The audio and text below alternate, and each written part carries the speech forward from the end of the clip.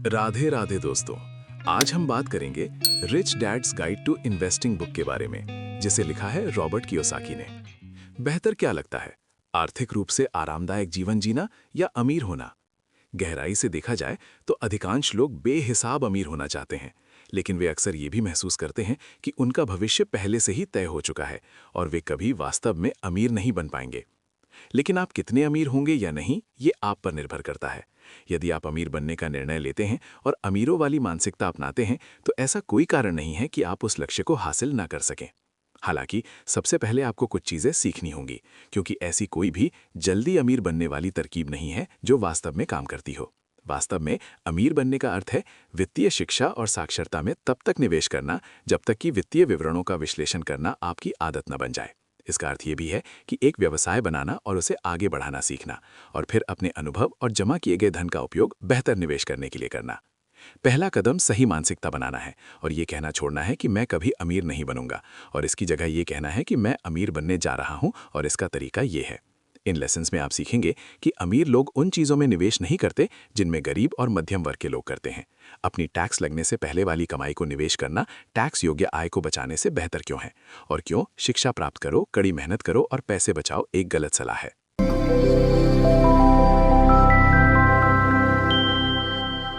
Number 1। सबसे अमीर 10% लोगों के पास 90% पैसा इसलिए है क्योंकि वे उस तरीके से निवेश करते हैं जिससे गरीब और मध्यम वर्ग नहीं करते। शायद आपने 80-20 का नियम सुना होगा, जो कहता है कि हमारी 80% सफलता हमारे 20% प्रयासों से आती है। खैर, ये कुल मिलाकर सफलता के लिए तो सच हो सकता है, लेकिन पैसे के मामले में ये नियम 90-10 का है, क्योंकि जब बात धन की आती है तो 10% लोगों के पास ही 90% पैसा होता है। ये नियम जीवन के कई क्षेत्रों में लागू होता है।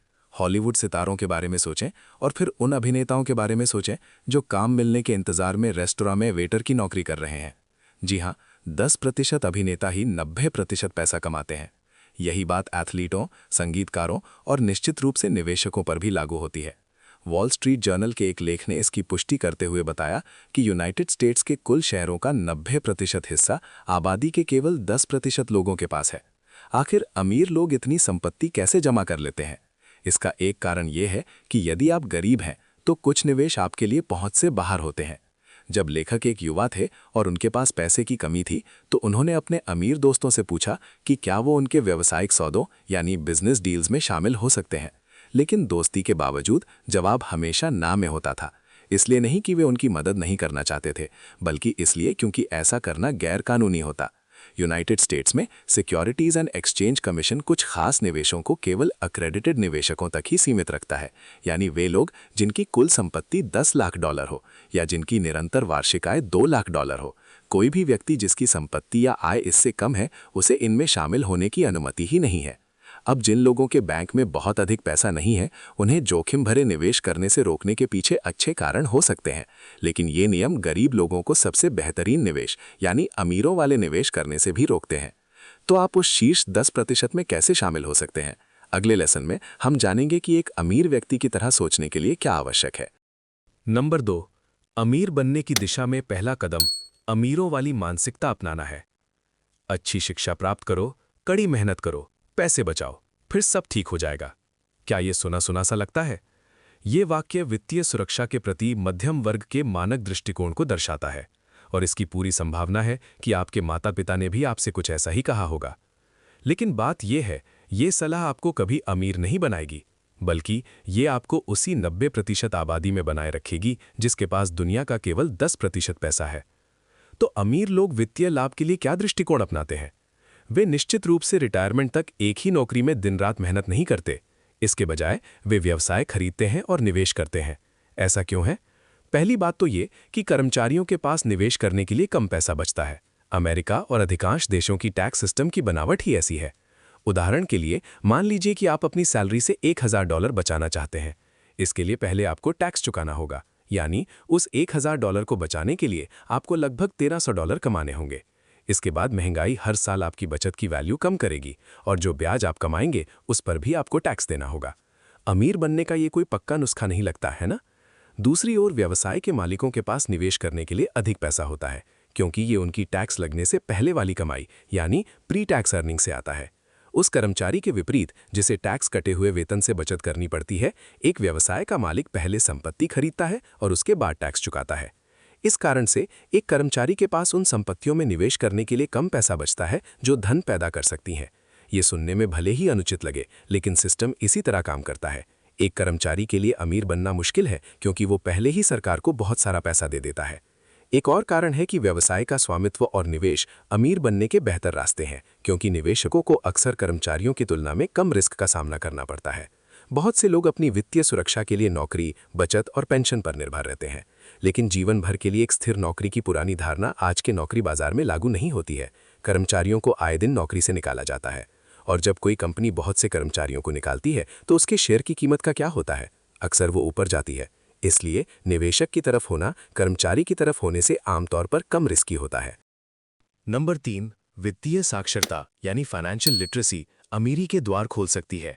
क्या आप संपत्ति यानी एसेट्स और देनदारी यानी लायबिलिटीज के बीच का अंतर समझा सकते हैं, या किसी कंपनी के प्राइस टू इक्विटी और डेट टू इक्विटी अनुपात की गणना कर सकते हैं? बहुत से लोग निवेश करने से कतराते हैं क्योंकि इसकी शब्दावली किसी विदेशी भाषा की तरह लगती है। हालांकि यदि आप उस शीर्ष 10% में शामिल होना चाहते हैं तो ये अपनी वित्तीय शिक्षा में निवेश करने का समय है। सबसे पहले एसेट्स और लायबिलिटीज के बीच के अंतर को समझना महत्वपूर्ण है। अमीर लोग इन दोनों के बीच कभी भ्रमित नहीं होते, लेकिन अन्य लोग अक्सर इन्हें एक ही समझ लेते हैं, और यही एक कारण है कि अमीर लोग बेहतर वित्तीय निर्णय लेते हैं। आइए एक आम उदाहरण लेते हैं। आपने शायद किसी घर के मालिक को यह कहते सुना होगा, मेरा घर मेरी सबसे बड़ी एसेट है। सुनने में तो ये समझदारी भरा लगता है ना, लेकिन आमतौर पर यह पूरी तरह गलत है। कोई चीज़ एसेट तभी होती है जब वो सकारात्मक कैश फ्लो पैदा करती है, यानी जब वो आपके पास पैसा लेकर आती है। मान लीजिए कि आपके घर की कीमत $2 लाख है और उस पर $1,50,000 का होम लोन है। पैसा कहाँ जा रहा है? अंदर नहीं बल्कि बाहर, आपकी किश्तों, फीस, बीमा आदि के माध्यम से। निश्चित रूप से शायद किसी दिन आप इसे अच्छे मुनाफे पर बेचें, लेकिन इसकी कोई गारंटी नहीं है, इसलिए वर्तमान में ये वास्तव में एक लायबिलिटी है। एसेट्स और लायबिलिटीज को समझना एक बेहतरीन पहला कदम है, लेकिन अमीरों की तरह सफल निवेश करने के लिए, जैसे रियल एस्टेट विकसित करना या किसी व्यवसाय में हिस्सेदारी खरीदना, आपको वित्तीय शब्दावली की गहरी समझ होनी चाहिए। मान लीजिए कि आप एक बढ़ती हुई टेक कंपनी के शेयर खरीदना चाहते हैं और आप ये समझना चाहते हैं कि क्या ये एक अच्छा सौदा है। आप इसका पता कैसे लगाएंगे? केवल शेयर की कीमत आपको बहुत कम जानकारी देती है। इसके वास्तविक मूल्य को समझने के लिए आपको debt to equity ratio, return on equity, cash on cash return और फाइनेंशियल लीवरेज जैसे मानकों का विश्लेषण करना होगा। कुल मिलाकर यदि आपको ये भी नहीं पता कि आपका गिरवी रखा घर एक एसेट नहीं बल्कि एक लायबिलिटी है, तो इसमें कोई आश्चर्य नहीं कि आपको अमीरों के निवेश बहुत जोखिम भरे लगते हों। कोई भी चीज़ तब तक जोखिम भरी लगती है जब तक आप उसे समझ नहीं पाते। इसलिए अपनी वित्तीय शिक्षा को निखारने में समय बिताएं। यह आपके द्वारा किया गया अब तक का सबसे अच्छा निवेश हो सकता है। नंबर 4, निवेशक विभिन्न प्रकार के होते हैं जिन्हें अलग अलग कौशल और दृष्टिकोण की आवश्यकता होती है। जब हम निवेशकों के बारे में सोचते हैं तो हम अक्सर सूट बूट पहने वॉल स्ट्रीट के बैंकर्स या ट्रेडिंग फ्लोर पर चिल्लाते हुए व्यस्त लोगों की कल्पना करते हैं। लेकिन निवेशक शब्द बॉन्ड ट्रेडर्स से लेकर बिजनेस फाउंडर्स तक कई तरह के लोगों पर लागू हो सकता है।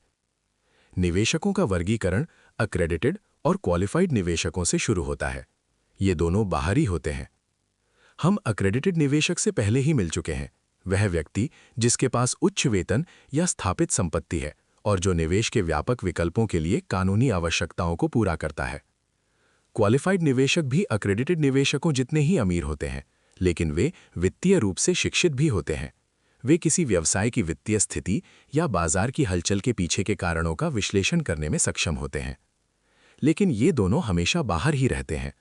निश्चित रूप से वे शेयर खरीद सकते हैं और उससे समृद्ध हो सकते हैं, लेकिन अपने एसेट्स पर उनका नियंत्रण बहुत कम होता है। इसके विपरीत एक इनसाइड निवेशक एसेट्स खरीदने के बजाय एसेट्स बनाता है। इनसाइड निवेशक अपना खुद का व्यवसाय खड़ा करता है, चाहे वह रियल एस्टेट एजेंसी हो, टेक स्टार्टअप हो या कुछ और। वह व्यवसाय एक मूल्यवान एसेट बन सकता है और वह इसका उपयोग आय उत्पन्न करने के लिए या अंततः इसे बेचने के लिए कर सकता है। वास्तव में सबसे बड़ा खिलाड़ी यानी एक सोफिस्टिकेटेड निवेशक बनने के लिए इनसाइड निवेशक को अपना खुद का व्यवसाय बनाने के अनुभव का उपयोग ये सीखने के लिए करना होगा कि बाहर से अन्य कंपनियों का विश्लेषण कैसे किया जाए। एक सोफिस्टिकेटेड निवेशक जानता है कि टैक्स और कानून को अपने फायदे के लिए कैसे इस्तेमाल करना है। हम अंतिम लेसन में देखेंगे कि ये कैसे किया जाता है। लेकिन पहले आइए देखें कि आप एक इनसाइडर कैसे बन सकते हैं और अमीरों के निवेश के अवसरों तक पहुंच कैसे बना सकते हैं। अब सीधे काम की बात पर आते हैं। नंबर 5, यदि आप अभी तक अमीर नहीं हैं, तो एक इनसाइड निवेशक बने। व्यवसाय शुरू करना धनवान बनने का एक साध्य मार्ग है। बहुत से लोग सोचते हैं, मैं अपना खुद का व्यवसाय कभी शुरू नहीं कर सकता। लेकिन मात्र 120 साल पहले 85% अमेरिकी स्वतंत्र किसान या छोटे दुकानदार थे। दूसरे शब्दों में, अमेरिकियों का एक बड़ा बहुमत व्यवसायी था, और आप भी एक व्यवसायी बन सकते हैं। कोई भी व्यवसाय शुरू कर सकता है और अमीर बन सकता है। यदि आप अक्रेडिटेड या क्वालिफाइड निवेशक बनना चाहते हैं, तो आपको पहले से ही अमीर होने की आवश्यकता होती है। लेकिन व्यवसाय शुरू करने के लिए केवल थोड़ी सी रचनात्मकता की आवश्यकता होती है। लेखक स्वयं इसका एक उदाहरण है। एक बच्चे के रूप में उन्होंने शून्य से अपना पहला व्यवसाय बनाया। उन्होंने देखा कि एक स्थानीय दुकान पुरानी कॉमिक किताबों को फेंक रही थी, और उन्होंने दुकानदारों को वे किताबें खुद को देने के लिए राजी कर लिया। इसके बाद उन्होंने एक लाभदायक कॉमिक लाइब्रेरी खोली, जहां वे अपने स्कूली दोस्तों से 10 सेंट सदस्यता शुल्क लेते थे। बिना किसी लागत के, केवल एक अच्छे विचार से उन्होंने एक एसेट खड़ा कर दिया। एक कारण जिससे बहुत से लोग पीछे हट जाते हैं, वो है समय और पैसा। आपको अपने बिल भरने होते हैं, इसलिए आप अपनी नौकरी नहीं छोड़ना चाहते, है ना? आखिर व्यवसाय शुरू करने के लिए आप समय कहाँ से लाएंगे?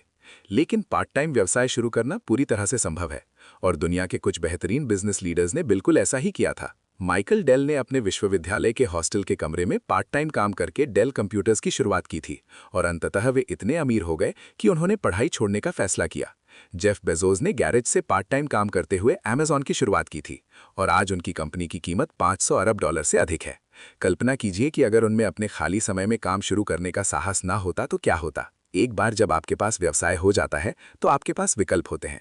आप इससे होने वाली कमाई को अन्य एसेट्स में फिर से निवेश कर सकते हैं। आप व्यवसाय को बढ़ा सकते हैं और इसे बेच सकते हैं, या आप इसे शेयर बाजार में ला सकते हैं। ये तीनों वे रास्ते हैं जिनसे आप इतनी अमीरी देख सकते हैं, जो एक कर्मचारी के रूप में कभी संभव नहीं है। हम सभी में व्यवसाय शुरू करने की क्षमता है, लेकिन शायद हमें ये नहीं पता कि इसे कैसे करना है। अगले लेसन में आइए एक व्यवसाय को सफल बनाने के मुख्य सिद्धांतों पर नजर डालते हैं। नंबर 6, मिशन, नेतृत्व और टीम में महारत हासिल करें और आप एक महान व्यवसाय बना सकते हैं। क्या आप जानते हैं कि बिल गेट्स ने उस सॉफ्टवेयर का आविष्कार नहीं किया था जिसने उन्हें दुनिया का सबसे अमीर आदमी बनाया? उन्होंने इसे केवल प्रोग्रामर्स के एक समूह से खरीदा था। उन्होंने एक महान व्यवसाय बनाया, ना कि केवल एक महान उत्पाद, और यही उनकी सफलता की कुंजी थी। एक व्यवसाय खड़ा करना 3 चीजों में महारत हासिल करने का मामला है। पहला, एक व्यवसाय को मार्गदर्शन देने के लिए एक मिशन की आवश्यकता होती है। हेनरी फोर्ड ने इसे चरितार्थ किया। उनका मिशन पैसा कमाना नहीं था, हालांकि उन्होंने बहुत सारा पैसा कमाया। फोर्ड का मिशन कारों को आम जनता तक पहुंचाना और ऑटोमोबाइल का लोकत्रीकरण करना था। उन्होंने इस मिशन का पूरी लगन से पीछा किया और दौलत उनके पीछे खिंची चली आई। एक ऐसा मिशन खोजना जो आपके वित्तीय लक्ष्यों के अनुरूप हो, आपको सही रास्ते पर बनाए रखने में मदद करेगा। दूसरा, हर लीडर को एक टीम की जरूरत होती है। हो सकता है कि आप एक अकाउंटेंट, एक बीमाकर्ता या एक वकील हो, लेकिन इसकी संभावना कम है कि आप ये तीनों हो। और यदि आप एक सफल व्यवसाय चाहते हैं, तो ये तीनों ही महत्वपूर्ण हैं। अमीर बिजनेस लीडर्स के बीच एक आम बात यह है कि वे जानते हैं कि अपनी टीम पर खर्च किया गया पैसा एक निवेश है, जो लगभग निश्चित रूप से उन्हें और अधिक अमीर बनाएगा। तीसरा, हर टीम को एक लीडर की जरूरत होती है। कोई भी व्यक्ति जिसने लेखक की तरह सेना में सेवा की है, वो जानता है कि सैनिक एक कमजोर लीडर का अनुसरण नहीं करते। लीडरशिप अपने आप में एक कौशल है। ये केवल सबसे अच्छा होने के बारे में नहीं है, बल्कि ये अन्य लोगों में से सर्वश्रेष्ठ प्रदर्शन बाहर लाने के बारे में है। आप लीडरशिप स्किल्स कैसे प्राप्त कर सकते हैं? एक बेहतरीन तरीका स्वयं सेवा करना है। कई समूहों में कोई भी नेतृत्व की जिम्मेदारी नहीं लेना चाहता। इसलिए चाहे वो काम पर हो, किसी धार्मिक संस्थान में हो या आपके समुदाय में, आगे बढ़ें और वॉलंटियर के लिए खुद को पेश करें। ये फीडबैक पाने और ये सीखने का एक शानदार तरीका है कि आप कहाँ सुधार कर सकते हैं। आप लीडरशिप स्किल्स कैसे सीख सकते हैं? एक बढ़िया तरीका है वॉलंटियर बनना। कई ग्रुप्स में कोई भी लीड करने की जिम्मेदारी नहीं लेना चाहता। इसलिए चाहे काम पर हो, किसी धार्मिक जगह पर हो या आपकी कम्युनिटी में, अपनी बात रखें और लीडरशिप के लिए वॉलंटियर बने। ये फीडबैक पाने और ये जानने का एक बढ़िया तरीका है कि आप कहाँ सुधार कर सकते हैं। व्यवसाय में सफल होने के लिए एक और व्यक्तिगत कौशल आवश्यक है, और हम अगले लेसन में उस पर नजर डालेंगे। नंबर 7, हर सफल एंटरप्रेन्योर कम्युनिकेट करना और बेचना जानता है। पूंजी जुटाना, विज्ञापन देना, मोलभाव करना, अपनी टीम को प्रेरित करना और बिक्री करना, व्यावसायिक जीवन के इन सभी पहलुओं में क्या समानता है? ये सभी सफलता के लिए महत्वपूर्ण है, और इन सभी के लिए बेहतरीन कम्युनिकेशन स्किल्स की आवश्यकता होती है। तो आप एक बेहतर कम्युनिकेटर कैसे बन सकते हैं? इसका एक परखा हुआ तरीका सेल्स ट्रेनिंग प्रोग्राम में समय निवेश करना है। इसके लिए नेटवर्क मार्केटिंग संगठन अच्छी जगह हो सकते हैं, क्योंकि उनके पास अक्सर बेहतरीन ट्रेनिंग प्रोग्राम होते हैं। किसी एक के साथ जुड़ना और कम से कम 5 साल तक टिके रहना चमत्कार कर सकता है। जो शर्मीले लोग असफलता से डरते हैं, वे इस अनुभव के बाद एक सेल्स पर्सन के 2 प्रमुख कौशलों के साथ बाहर निकलते हैं: किसी उत्पाद की खूबी को आसानी से बताने की क्षमता और रिजेक्शन का सामना करने का निडर भाव। इन 2 गुणों में महारत हासिल कर लें और आप संभवतः एक शक्तिशाली कम्युनिकेटर बन जाएंगे। ये खूबी न केवल तब चमकेगी जब आप अपना उत्पाद या सेवा बेच रहे होंगे, बल्कि तब भी काम आएगी जब आपको किसी निवेशक से बात करनी होगी, बेहतर शर्तों पर समझौता करना होगा या अपनी टीम में जोश भरना होगा। यदि आप एक बेहतरीन कम्युनिकेटर बनने के लिए गंभीर हैं, तो केवल अपने शब्दों के बारे में ना सोचें। आपका फिजिकल अपीयरेंस भी उतना ही या शायद उससे भी अधिक महत्वपूर्ण है। पब्लिक स्पीकर्स पर किए गए अध्ययन बताते हैं कि उनके प्रभाव का 55% हिस्सा उनकी बॉडी लैंग्वेज से, 35% उनके बोलने के तरीके से और केवल 10% उनके शब्दों से आता है। यदि आप उन बिजनेस लीडर्स के बारे में सोचें जिन्हें आप जानते हैं, तो वे सभी अपने पद के अनुरूप दिखते हैं, है ना? और ये चीज़ वास्तव में बहुत प्रभावशाली साबित हो सकती है। लेखक के एक बैंकिंग मित्र ने एक बार उन्हें बताया था कि उनके बैंक ने सिर्फ उसके अपीयरेंस के कारण एक नया प्रेसिडेंट नियुक्त किया था। वो नया व्यक्ति बिल्कुल वैसा ही दिखता और बोलता था जैसा एक बैंक के प्रेसिडेंट को होना चाहिए। बोर्ड बैंक चलाएगा, लेकिन प्रेसिडेंट का बाहरी व्यक्तित्व नए ग्राहक बनाने में मदद करेगा। संवाद करना और पद के अनुरूप दिखना सीखना कई तरह से लाभ पहुंचाएगा। अपनी वित्तीय साक्षरता में सुधार करने की तरह ही ये भी एक सार्थक निवेश है। नंबर 8, एक बार जब आप व्यवसाय में महारत हासिल कर लेते हैं तो आप एक सफिस्टिकेटेड निवेशक बन सकते हैं। तो आपने एक व्यवसाय शुरू किया है और वो अच्छा चल रहा है। अब समय आ गया है कि आप अपनी कमाई और संचित अनुभव का उपयोग करें और चीज़ों को अगले स्तर पर ले जाएं। अब एक सफिस्टिकेटेड निवेशक बनने का समय है। एक सफिस्टिकेटेड निवेशक के रूप में आप प्रबंधन, कॉर्पोरेट संरचना, निवेश के निर्णय लेने और टैक्स पर अधिक नियंत्रण रखते हैं। इसका परिणाम अधिकतम रिटर्न। आइए बिल और जेन के स्वामित्व वाले एक रेस्तोरां का उदाहरण लेते हैं, जो 2 मेहनती अमेरिकी हैं। वे एक सोल प्रोप्राइटरशिप के रूप में काम करते हैं, जिसका अर्थ है कि उनके पास आय का एक ही स्रोत है। वे सामान्य पर्सनल इनकम टैक्स देते हैं और यदि कुछ गलत हो जाता है, जैसे कि कोई बीमार ग्राहक मुकदमा दायर कर दे, तो वे खुद जिम्मेदार होते हैं। उनके सारे अंडे एक ही टोकरी में हैं। बिल और जेन का अनादर किए बिना एक सफिस्टिकेटेड निवेशक बेहतर जानता है। वो 2 कॉरपोरेशन बनाएगा। बिल रेस्तोरां का मालिक होगा और जेन उस इमारत की मालिक होगी जिसमें वो रेस्तोरां है। इस तरह जोखिम बढ़ जाता है। यदि कोई ग्राहक बीमार पड़ता है और रेस्तोरां पर मुकदमा करता है, तो रियल एस्टेट कानूनी रूप से अलग और सुरक्षित रहता है। इस बीच इस कॉर्पोरेट संरचना के तहत स्वास्थ्य बीमा और कानूनी शुल्क जैसे खर्चों को व्यावसायिक खर्चों के रूप में दिखाया जाता है और प्री टैक्स भुगतान किया जाता है। टैक्स का भुगतान भी कम कॉर्पोरेट दरों पर किया जाता है। कम जोखिम, कम टैक्स और अधिक वित्तीय रिटर्न। आप चाहे किसी भी चीज में निवेश करना चाहें, एक सफिस्टिकेटेड निवेशक के रूप में आप जानते हैं कि अपने पैसे से अपने लिए काम कैसे करवाना है। एक आम आदमी के रिटायरमेंट योजना में 401k प्लान में हर साल $15,000 जमा करना और 8% रिटर्न की उम्मीद करना शामिल हो सकता है। लेकिन एक सफिस्टिकेटेड निवेशक रियल एस्टेट, कुछ चुनिंदा शेयरों और किसी नए बिजनेस वेंचर में निवेश करने की अधिक संभावना रखता है। व्यवसाय खड़ा करने के अनुभव और अपनी वित्तीय साक्षरता व शिक्षा में निवेश के कारण वो अमीरों वाले निवेश निर्णय ले सकता है। बेहतरीन अवसरों को पहचानना और ये समझना कि वास्तव में जोखिम भरा क्या है और क्या नहीं। औसत दृष्टिकोण में आप अपने पैसे के लिए काम करते हैं। दूसरे दृष्टिकोण में आपका पैसा आपके लिए काम करता है। औसत मत बनिए। निष्कर्ष: यदि आप अमीर बनना चाहते हैं, तो आपको एक अमीर निवेशक की तरह सोचना और कार्य करना होगा। इसका अर्थ है अपना ध्यान नौकरी और बचत पर केंद्रित करने के बजाय एक व्यवसाय खड़ा करने और एसेट्स में निवेश करने पर लगाना। ऐसा करके आप एक ऐसा निवेश पोर्टफोलियो बना और नियंत्रित कर सकते हैं जो आय उत्पन्न करता है और आपकी संपत्ति को बढ़ाता है। कुछ समय निकालकर इस बात पर गंभीरता से विचार करें कि आपकी प्राथमिकता क्या है: सुरक्षित रहना, आरामदायक जीवन जीना या अमीर बनना। इनमें से कोई भी दूसरे से श्रेष्ठ नहीं है, लेकिन ये बहुत अलग विकल्पों और परिणामों का प्रतिनिधित्व करते हैं। अपने साथी या परिवार से बात करें और इनके फायदे नुकसान का एक खाका तैयार करें। अमीर बनने को प्राथमिकता देने का आपका दृढ़ निश्चय ही आपको वह मानसिकता देगा जिसकी आपको आवश्यकता है। आप खुद को मैं ये नहीं खरीद सकता कहने के बजाय मैं इसे कैसे खरीद सकता हूं कहते हुए पाएंगे। Okay, that's it. यदि वीडियो पसंद आई हो तो लाइक करें और ऐसे ही और बुक समरीज के लिए सब्सक्राइब करना ना भूलें। धन्यवाद।